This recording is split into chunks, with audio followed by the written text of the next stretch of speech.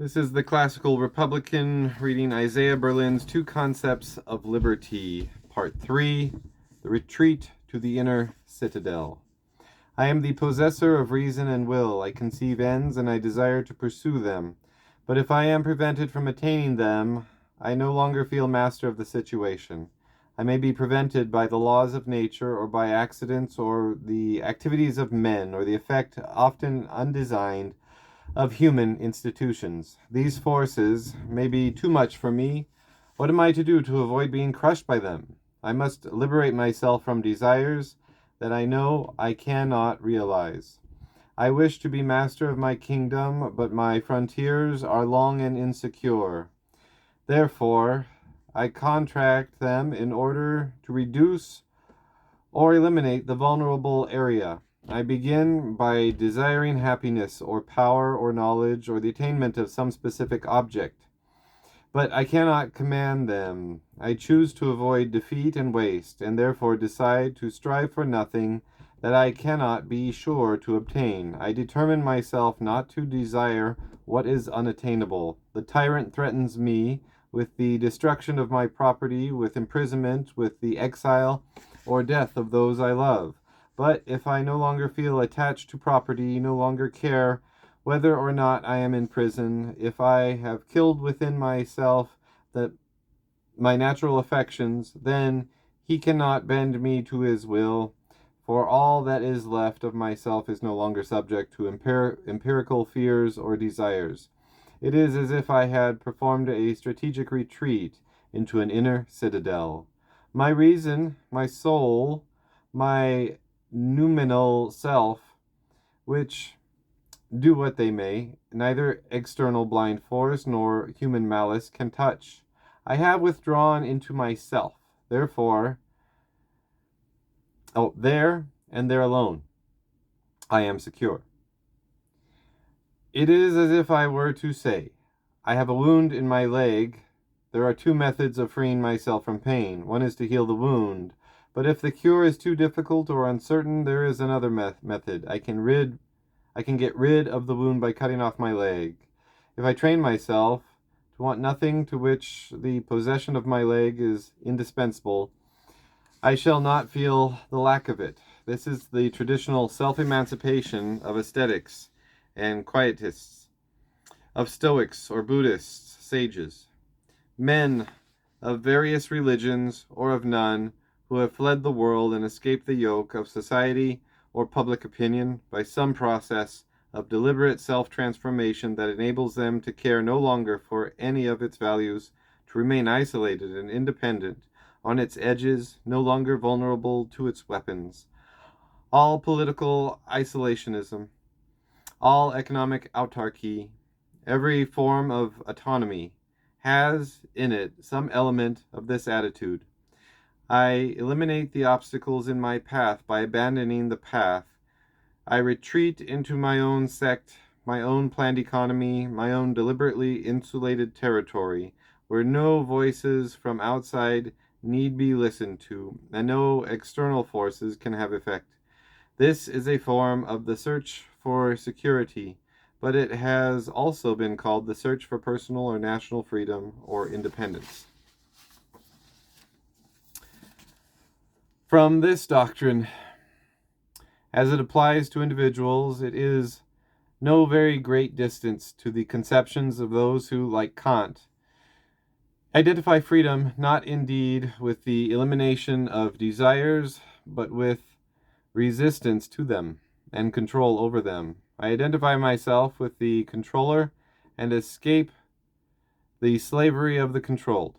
I am free because and insofar as I am autonomous. I obey laws, but I have imposed them on or found them in my own uncoerced self. Freedom is obedience, but obedience to a law which we prescribe to ourselves. And no man can enslave himself. Heteronomy is dependence on outside factors, liability to be a plaything of the external world that I cannot myself fully control and which pro tanto controls and enslaves me. I am free only to the degree to which my person is fettered by nothing that obeys forces over which I have no control.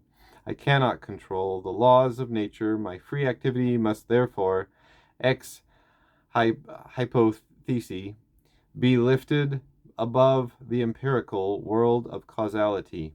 This is not the place in which to discuss the validity of this ancient and famous doctrine.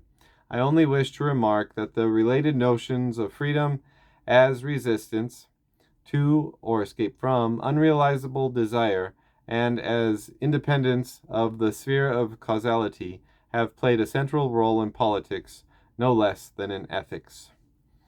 For if the essence of men is that they are autonomous beings, authors of values, of ends in themselves, the ultimate authority of which consists precisely in the fact that they are willed freely, then nothing is worse than to treat them as if they were not autonomous, but natural objects played on by causal influences, creatures at the mercy of external stimuli, whose choices can be manipulated by their rulers, whether by threats of force or offers of rewards. To treat men in this way is to treat them as if they were not self-determined. Nobody may compel me to be happy in his own way, said Kant. Paternalism is the greatest despotism imaginable. This is so because it is to treat men as if they were not free, but human material for me, the benevolent reformer, to mold in accordance with my own, not their, freely adopted purpose. This is, of course, precisely the policy that the early utilitarians recommended. Helvetius and Bentham believed not in resisting, but in using men's tendency to be slaves to their passions. They wished to dangle rewards and punishments before men, the acutest possible form of heteronomy, if by this means the slaves might be made happier. But to manipulate men, to propel them towards goals which you, the social reformer, see, but they may not, is to deny their human essence, to treat them as objects without wills of their own, and therefore to degrade them. That is why to lie to men, or to deceive them, that is, to use them as means for my, not their own, independently conceived ends, even if it is for their own benefit, is, in effect, to treat them as subhuman, to behave as if their ends are less ultimate and sacred than my own, in the name of what can never be justified in forcing men to do what they have not willed or consented to, only in the name of some value higher than themselves. But if, as Kant held, all values are made so by the free acts of men, and called values only so far as they are this, there is no value higher than the individual.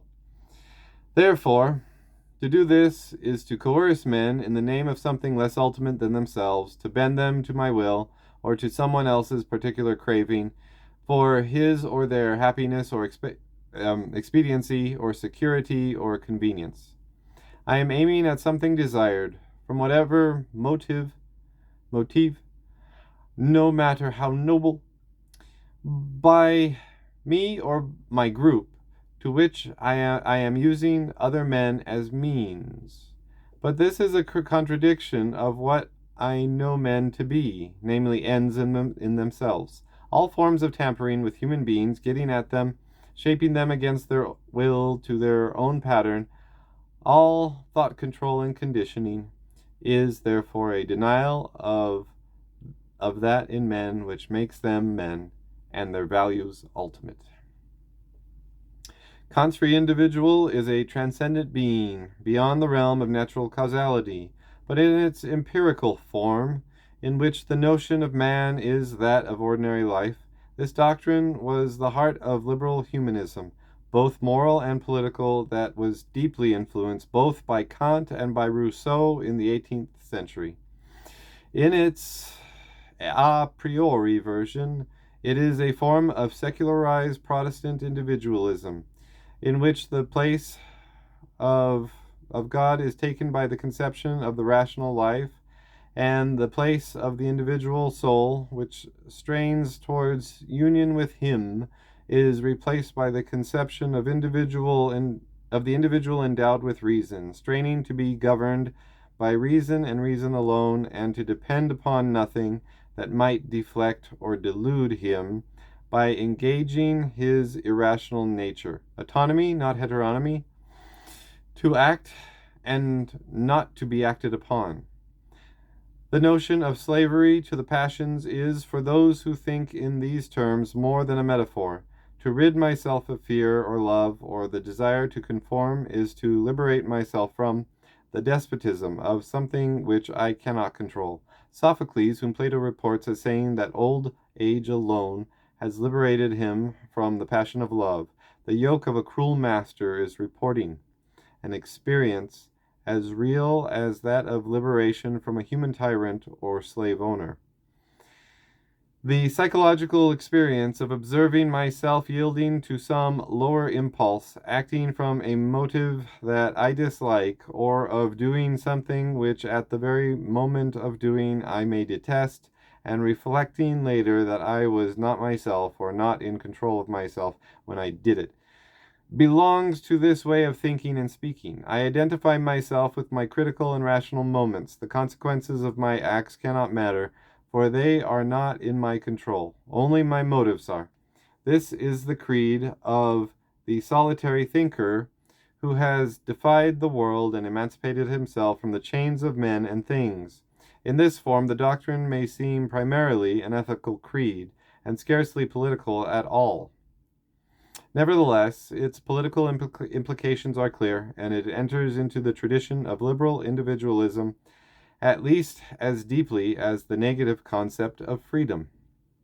It is perhaps worth remarking that in its individualistic form, the concept of the rational sage who has escaped into the inner fortress of his true self seems to arise when the external world has proved exceptionally arid, cruel, or unjust.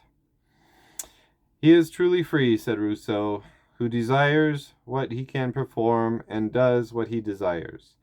In a world where a man seeking happiness or justice or freedom, in whatever sense, can do little, because he finds too many avenues of action blocked to him, the temptation to withdraw into himself may become irresistible. It may have been so in Greece, where the Stoic ideal cannot be wholly unconnected with the fall of the independent democracies before a centralized Macedonian autocracy.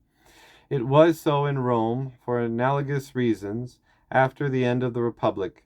It arose in Germany in the 17th century during the period of the deepest national degradation of the German states that followed the 30 Years' War, when the character of public life, particularly in the small principalities, forced those who prized the dignity of human life, not for the first or last time, into a kind of inner emigration.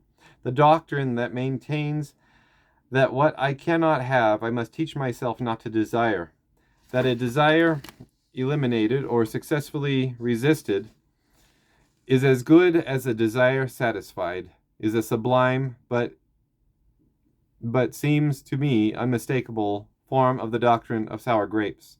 What I cannot be sure of, I cannot truly want. This makes it clear why the definition of negative liberty as the ability to do what one wishes, which is in effect the definition adopted by Mill, will not do. If I find that I am able to do little or nothing of what I wish, I need only contract or extinguish my wishes, and I am made free. If the tyrant or hidden persuader manages to condition his subjects or customers into losing their original wishes and internalize the form of life he has invented for them, he will, on this definition, have succeeded in liberating them. He will no doubt have made them feel free, as Epictetus feels freer than his master, and the proverbial good man is said to feel happy on the rack. But what he has created is the very antithesis of political freedom. Ascetic self-denial may be a source of integrity or serenity and spiritual strength, but it is difficult to see how it can be called an enlargement of liberty. If I save myself from an adversary by retreating indoors and locking every entrance and exit, I may remain freer than if I had been captured by him. But am I freer than if I had defeated or captured him? If I go too far, contract myself into too small a space, I shall suffocate and die. The logical culmination of the process of destroying everything through which I can possibly be wounded is suicide. While I exist in the natural world, I can never be wholly secure. Total liberation, in this sense, as Schopenhauer correctly perceived, is conferred only by death. I find myself in a world in which I meet with obstacles to my will. Those who are wedded to the negative concept of freedom may perhaps be forgiven if they think that self-abnegation is not the only method of overcoming obstacles, that it is also possible to do so by removing them. In the case of non-human objects, by physical action; in the case of human resistance, by force or persuasion, as when I induce somebody to make room for me in his carriage, or conquering a country which threatens the interest of my own. Such acts may be unjust. They may involve violence, cruelty, the enslavement of others, but it can scarcely be denied that thereby the agent is able, in the most literal sense, to increase his own freedom. It is an irony of history that this truth is repudiated by some of those who practice it most forcibly, men who, even while they conquer power and freedom of action, reject the negative concept of it in favor of its positive counterpart. Their view rules over half our world. Let us see upon what metaphysical foundation it rests.